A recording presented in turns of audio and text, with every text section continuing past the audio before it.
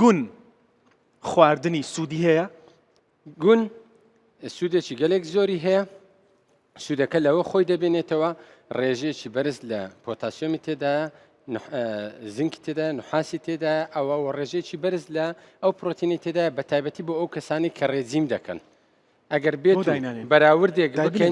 بەراوردێک بکەین لەگەڵ ئەو کەسانەی لەگەڵ ئەو گۆشتانەی تر کەلۆریەکەی کەمترە.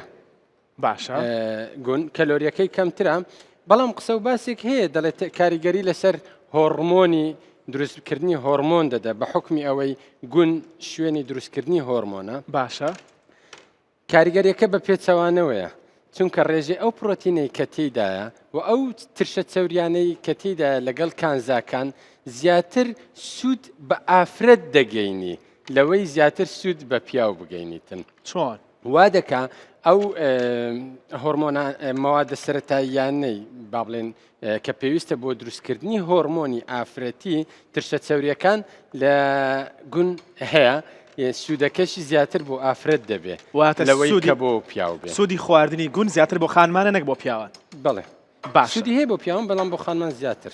ئەویش بە هەمان شێوە دەتوانن هەفتەی دووجار بەڵێ دەتوانێت وەریگرێ و ڕێژەکەشی تقریبەن بۆ هەر ئەوە 100 گرامێک دەتوانێت وەریگرێ. باش